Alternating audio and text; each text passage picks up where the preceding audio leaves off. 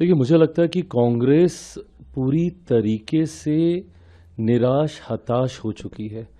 मुझे नहीं लगता कि कोई भी सामान्य सोच में अगर कोई संगठन काम करे, वो ऐसी हरकत करेगा। मैं मानता हूं लोकतंत्र में विचारों के मतभेद होते हैं और होने भी चाहिए। लोकतंत्र की खूबसूरती यही है कि आप अपने विचार रखिए, हम अपने रखेंगे, आप अपने विचारों से सहमत, हमारे से असहमत, हम आपसे असहमत, अपने से सहमत, और दुनिया देश को चुनने दीजिए कि वो किन के विचारों के साथ जाना चाहती है। पिछले 3 लोकसभा के चुनाव में तो देश की जनता ने स्पष्ट तौर से, और विभिन्न राज्यों के चुनाव में भी देश की जनता ने स्पष्ट तौर से परिणामों में दर्शाया कि वो मौजूदा प्रधानमंत्री नरेंद्र मोदी जी के नेतृत्व में उनके विचारों के साथ देश को विकसित भारत बनते हुए देखना चाहती है।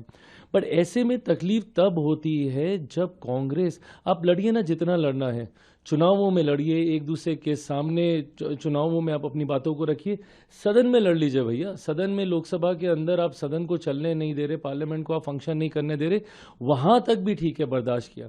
बट ऐसे ग्लोबल मंच पे, ऐसे वैश्विक मंच पे इस तरीके की बातों को करना, ऐसे मंचों पर जिस तरीके से पूरी दुनिया की नज़र भारत में, कोई छोटी चीज़ नहीं हो रही थी।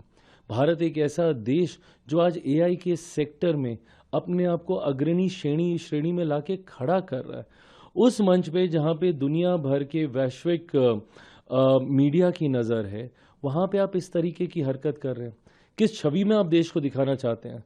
और मैं तो बल्कि पूछना चाहूँगा राहुल जी से कि क्या वो एक ऐसा देश बनाना चाहते हैं जिसकी आलोचना दुनिया करे?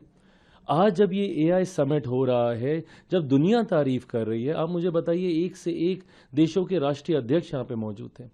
उन्होंने भारत के बारे में इतनी बढ़ चढ़ के बातें की, भारत की तकनीक को लेकर, और आप उस मंच पे भारत को क्रिटिसाइज कर रहे हैं। क्रिटिसाइज आपने पहले भी किया था। जिस बात की तारीफ फ्रांस के राष्ट्रपति ने की, उन्होंने जिस तरीके से यूपीआई को लेकर जिक्र किया, उस वक्त यूपीआई जब लेकर आए थे तो सदन में इनके पूर्व वित्त मंत्री चिदम्बरम साहब ने क्या बोला था यूपीआई को लेकर कि अरे यूपीआई कैसे चलेगा, कोई ठेले पे बैठी हुई महिला 7 रुपए का बिल कैसे बनाएगी, पॉश मशीन थोड़ी होगी, बिजली से कैसे कनेक्ट करेंगे, दुनिया भर का मजाक उड़ाया था। आज उसी बात का उदाहरण दूसरे देश के राष्ट्रपति दे रहे हैं, और उसी मंच पे जाके आप इस तरीके से हरकत कर रहे हैं, टॉपलेस होकर, टी शर्ट उतार कर।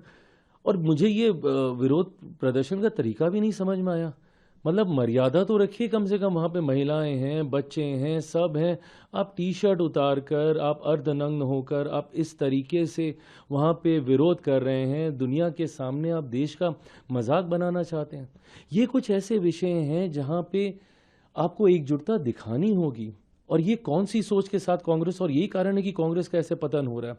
आप ऐसे विषय में जहां दुनिया आपकी तारीफ कर रही है, दुनिया आपके मंच पे आके खड़ी हो रही है, और वहीं आप भीतरघात कर रहे हैं इस तरीके से, मुझे लगता है ये देश के साथ ये एक द्रोह करने के बराबर है। आप इस तरीके से देश के साथ आप गलत आचरण कर रहे हैं, और देश की जनता कभी भी इस कृत्य के लिए कांग्रेस, उनके साथियों को, जो भी उनके साथ है, क्यों आज तमाम तथाकथित इंडिया अलायंस के लोग खामोश बैठे हैं? उनकी खामोशी भी तो समर्थन ही है ना। क्या वो चाहते हैं कि देश हमारा ऐसे दुनिया के सामने बदनाम हो?